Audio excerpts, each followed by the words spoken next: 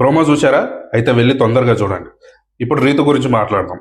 రీతు పరిస్థితి ఎలా ఉందంటే దరిద్రాన్ని నెత్తి మీద వేసుకొని తిరుగుతుంది. ఏ బంగారాన్ని ముట్టుకున్నా క్రితం అది నల్లగా అయిపోతుంది. అంత దారుణంగా ఉంది రీతు దరిద్రం. మొత్తానికైతే demon Pawan, Ritu danger zone లో ఉన్నారు. మరి ఇద్దరుట్లో ఎవరు బయటకు వస్తారు?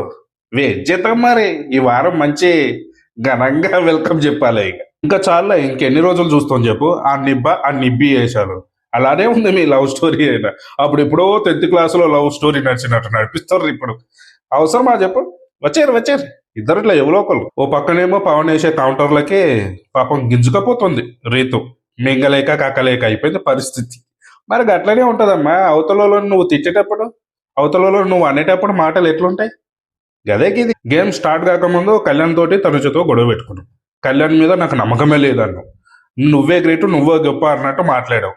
ఇప్పుడు చూడు ఎందుకు అంత పొగరు. ఇప్పుడే గేమ్ అనుకూలంగా ఉందిరా అనే టైంలో మనం కాలర్ ఎగరేసుకున్నట్టు పొగరుగా మాట్లాడేస్తాం. మరి ప్రకృతి ఊరుకుంటుందా? నీ దరిద్రం నెత్తి మీదే ఉందని కూడా మర్చిపోతున్నావు నువ్వు. ఏం చేస్తుంది? నిన్ను ఉల్టా పల్టేసి తాండవం ఆడిచ్చేస్తుంది గంతే. బై ఛాన్స్ లా ఈ వారం పవన్ వెళ్ళిపోయింది అనుకో, నీ పరిస్థితి ఏంటి? ఏంటి అంటున్నా? అర్థమవుతుందా నీకు? సబ్స్క్రైబ్ చెయ్యొచ్చు కదా.